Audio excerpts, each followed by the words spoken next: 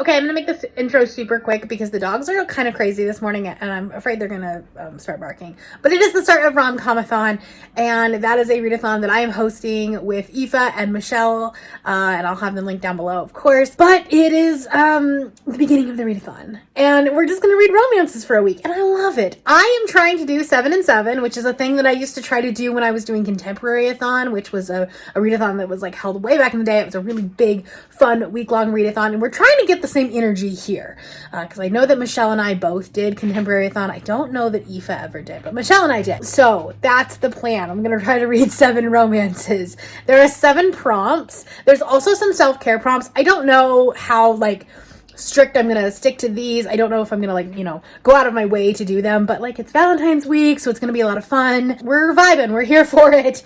The group book is Do I Know You by Emily Wibberley and Austin Sigmund Broca, so we're all reading that, and it's really cool. This is the third RomComathon. The second one that I've been a host of. I participated very heavily in the first one and then became a host for the second one and now this one. And it's so cool to see how big it's gotten, to see how excited everyone is for this. We have a Discord for this.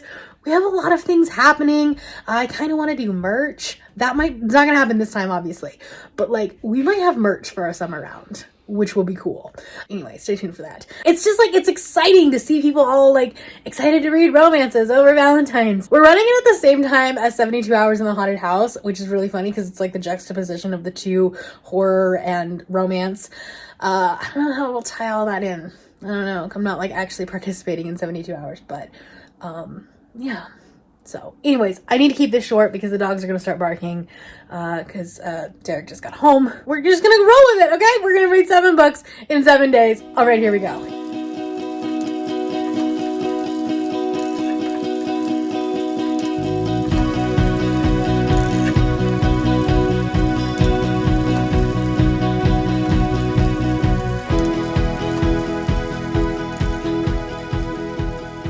Hello. It is the end-ish of day 1. It's about 7:30 at night. I'm on sprints with Michelle right now. And I figured I would check in with you because it's been a really busy day. But I'm doing pretty well as far as reading.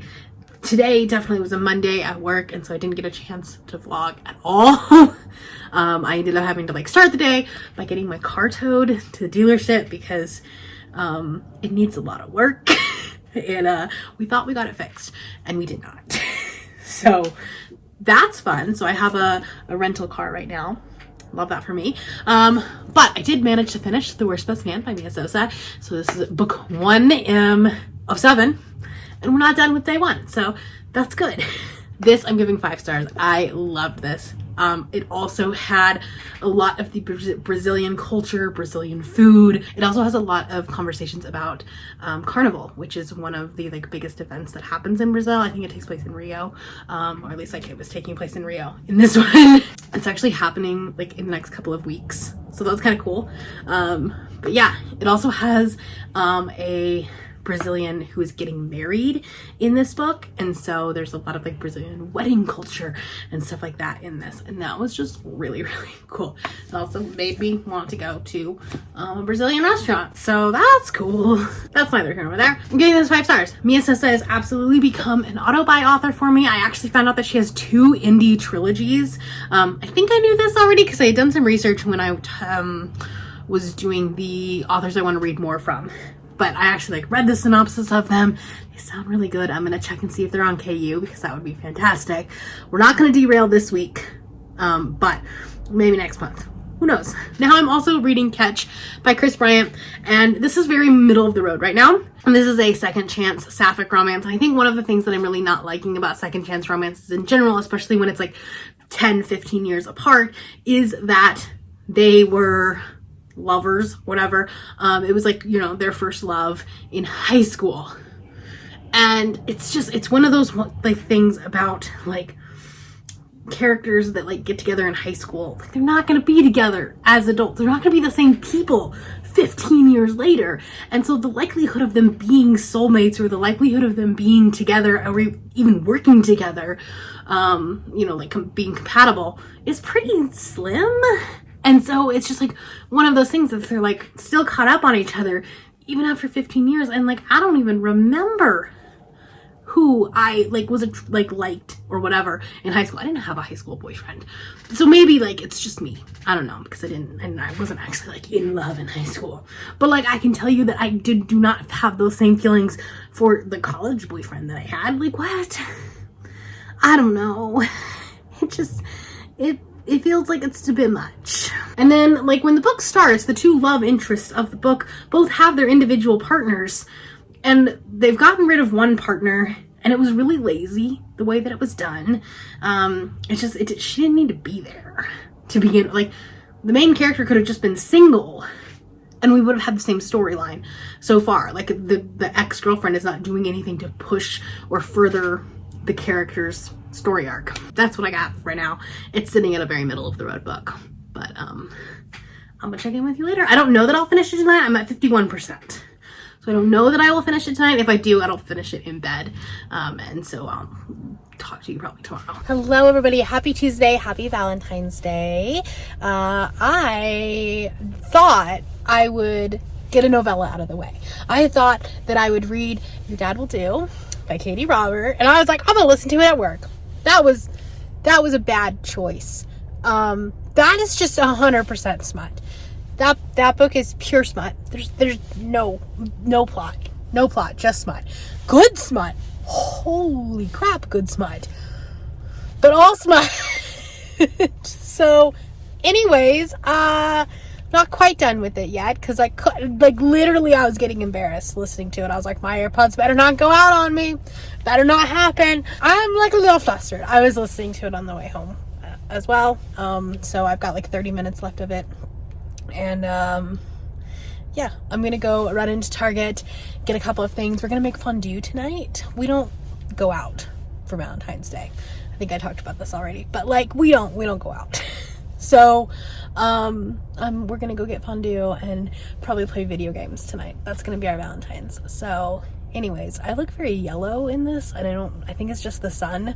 But anyways, I've had a headache all day, but hopefully I will feel a little bit better. So I will talk to you later. Hello everybody, happy Thursday. I did not vlog yesterday. I don't know why. I was doing other things and I just forgot to pick up this vlog. So let's recap. I've finished a couple of books since I've talked to you. Schmitty, hi.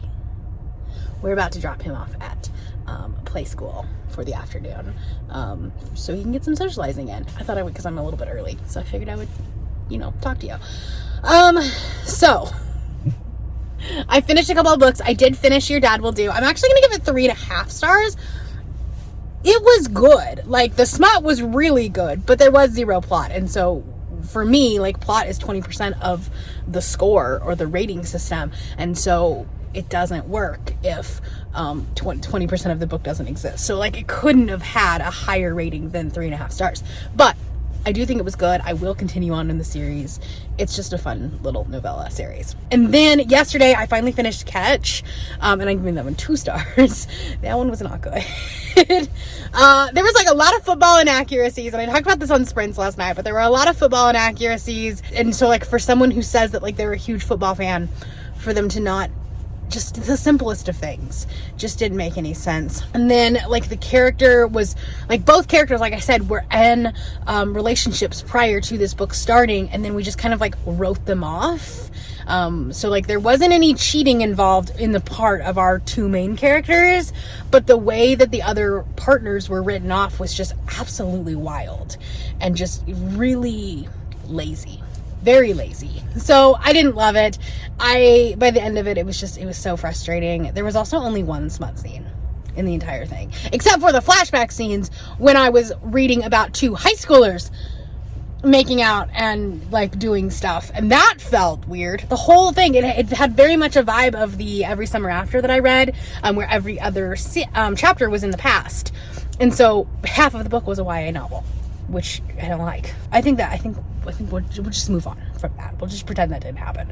But today I am starting Do I Know You? I'm about 20% of the way into it already. And it's fine right now. I think it's an interesting premise. And I think it's just fun to like be in both characters' heads, which I do appreciate. But we'll see how it goes. We should finish that one today, no problem. But tonight we are going to go see Ant-Man, the new Ant-Man movie that came out today. So we're gonna do that tonight. We're gonna have a little date night. So I will check in with you later. Hello everybody, happy Saturday. It's been a bit since I've talked to you. I didn't vlog yesterday because it was just a very weird anxiety day. I don't know, it just felt like everything was, it's just not a good mental health day, and that's fine. We have those sometimes. But I have some things to talk to you about, so let's start here. I ended up giving Do I Know You 2.5 stars, and we have an entire live show, so I'll link that up above. It was on Aoife's channel, so I don't want to really spoil that, but I didn't love this book. It was something that Michelle and I were talking about last night on Sprints, actually, and the marriage on the rocks trope is one of our least favorites, and I think the reason why is because it really stems from miscommunication, and as someone in a healthy relationship, it's really easy to just talk to them if you're having a problem. When you have two characters that spend 300 plus pages just not having a conversation, not talking about their problems and talking through what they need to work on, it's just frustrating. And I think that had the authors leaned into the humor of trying to reintroduce yourself to your partner and date your partner again, if we would have leaned into the humor and the flirtatiousness and the lightheartedness of it, I think it would have worked really well. But instead we went down this path of this deep emotional trying to figure out your whole life, and it missed the mark, I think.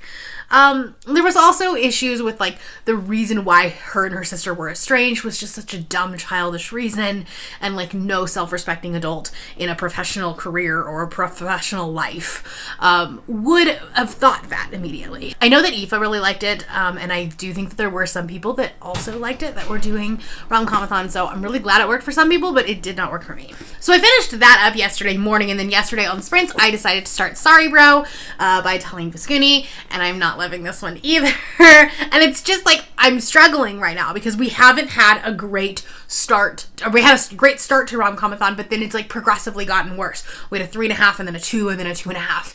And this one's not much better. The pacing of this is just screaming debut to me, and not in a good way. Half of the synopsis happens in the first 50 pages of the book, and then for the next 100 pages nothing happens. It's just there's so many characters that don't mean anything, but they all have names, and so I'm trying to figure out if they do mean something or if they are going to be a bigger role later on. But it's a lot, it's chaotic, and it's messy. So yeah, I'm liking the aspects of Armenian culture that she's putting in here. There's just little snippets about this is how we do it in Armenia, and this is how we do wine tasting in our country, and this is how it differs from the United States, and that's all really cool. And I love that the author is sharing her culture with us, but from a technical writing standpoint, this book is just not working. So, I am going to finish it because it is my group book for, or our buddy read for Not Your Mom's Boozy Book Club. So I have to finish it so I can talk about it on the live show. This is going to be my sprint book. I'm sprinting tomorrow morning, and so I can't get distracted when I'm running the sprints, and I have to be productive. So that's going to be this one. I'm really struggling because this one does not have an audiobook, but I read 143 pages just in 3 sprints, I think 2.5 sprints, so I should be able to get this done tomorrow. I'm essentially just gonna run sprints until we're done with the book. That's what I'm gonna do. So there's another readathon going on this week, or this weekend, which is 72 Hours in the Haunted House, which is run by the ladies over at the Late Night Crew, which is Cassidy, Rye, and Mel, and then it's also Lexi and Kaylee this time, and I was getting FOMO, right? I was well, everyone else is reading these spooky stories, and horror and thriller books, and I'm over here reading fluffy romances. And I was well, I want to read a spooky book. So on Sprints last night, I was told that Voices in the Snow by Darcy Coates has a romance in it. So I picked it up and I read the entire thing today, and I loved it. This is a 5-star, the highest rated 5-star that I have read all year. I am obsessed with this book. Also, it's not a standalone. Didn't know that going into this. ends on quite a cliffhanger. That's frustrating, but yeah, this is a 5-star read. But essentially what it is this woman that gets into a car accident and then she's rescued by this man, and it's snowing and there's like crazy weather happening, and so they're stranded in this mansion essentially.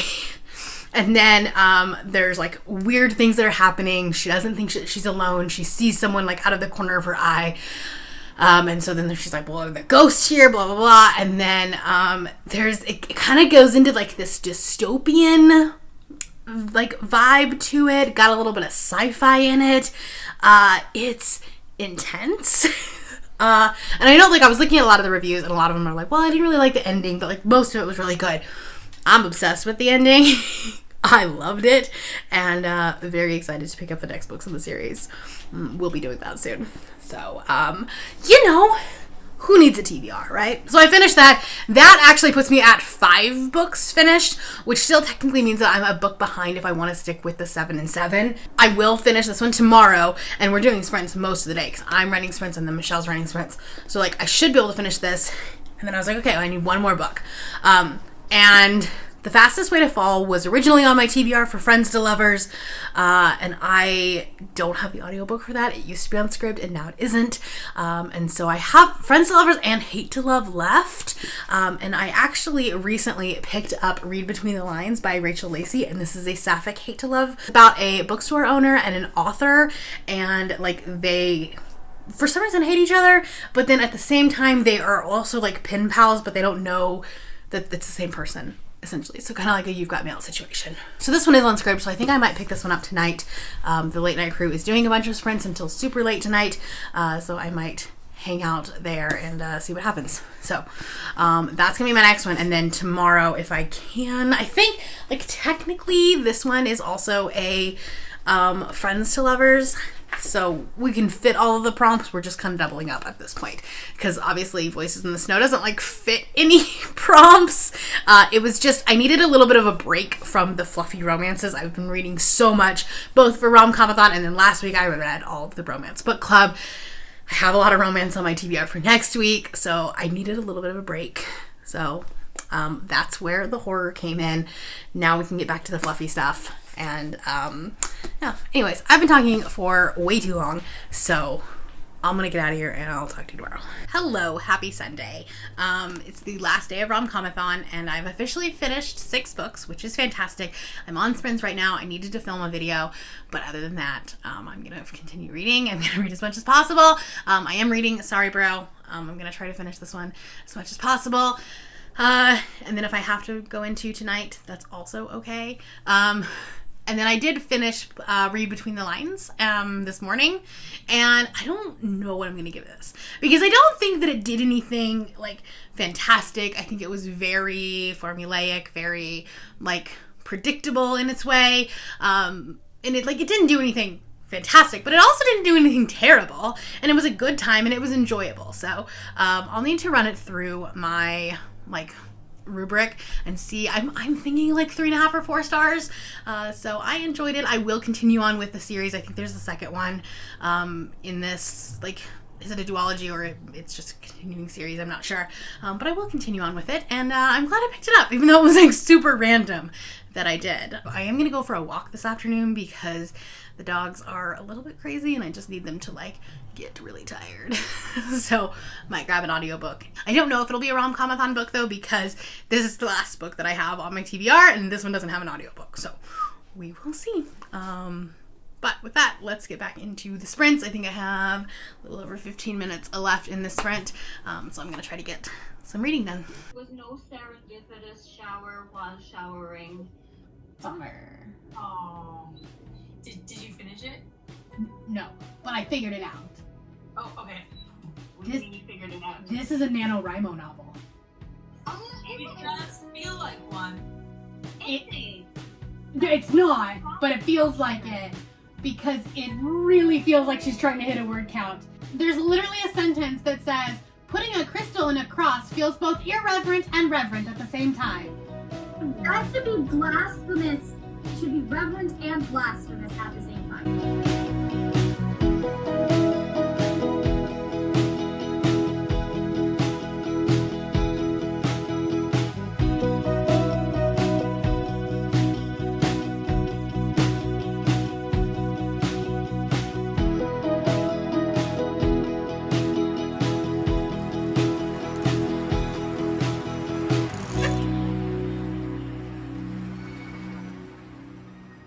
Hello everybody, it's a Sunday evening, so I want you to come in here and close out the vlog.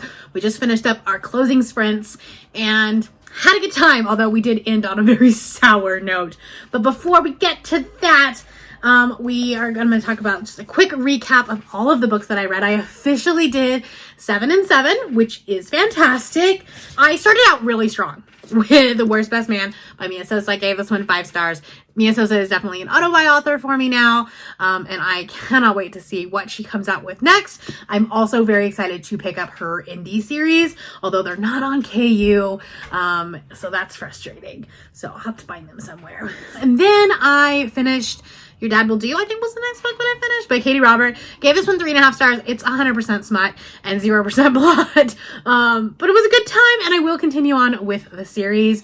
So that's good. I might try to like finish it up next week, and just like breeze through them. They're only like 4 or 5 hour audiobooks. So, like I can get through them really quickly. Next up, I finished Catch, by Chris Bryant. This was the sapphic football romance. And unfortunately, I only gave this one 2 stars. It was not a good time. I'm not going to rehash everything, but I don't know that this is going to be an author that'll be for me. I don't think the writing style worked for me. I feel like there was a lot of creative liberty taken and just not enough like research when it came to both football, but also like relationships in general and open marriages and things like that. A really good conversation with Nancy in the Discord. So that was really like nice because we ended up both reading it at the same time. So it's nice to like commiserate with someone else. So gave that one 2 stars. Kind of disappointed because a sapphic football romance is all of my buzzwords. Then I finished Do I Know You by Emily Wibberley and Austin Sigmund Broca. This was the group book for the week. I only gave this one 2.5 stars. We talked about it a lot on the live show. I'll link Aoife's live show up above. We talked about it a lot.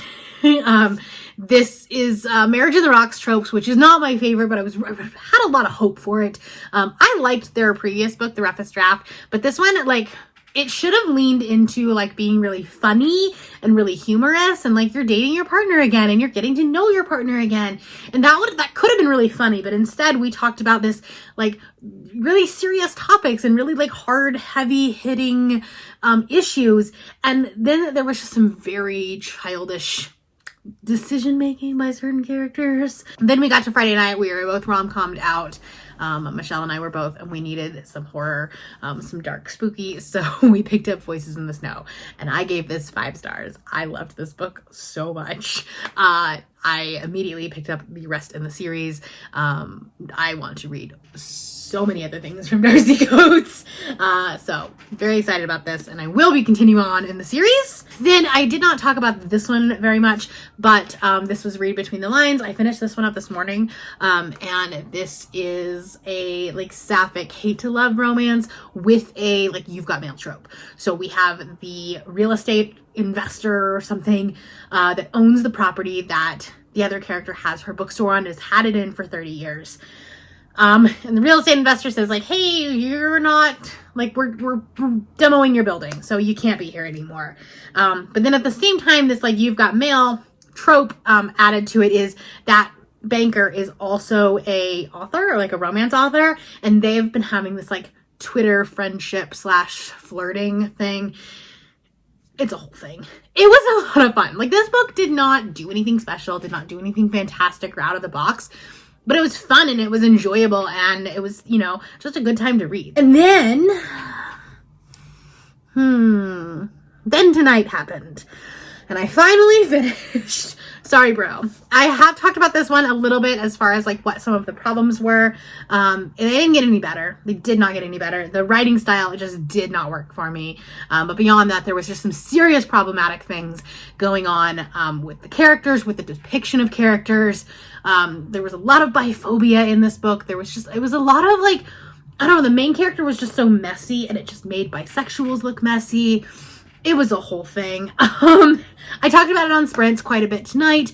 And then also this is our group book for the Not Your Mom's Boozy Book Club. So I don't want to like spill all of my secrets here. Because we're going to be talking about it in a couple of weeks. So the live show for this is going to be on March 4th at 7 p.m. Eastern time. It's a Saturday night, and it's going to be on Cal's channel, which I will have linked down below. And we're going to be talking about this one in depth while drinking adult beverages.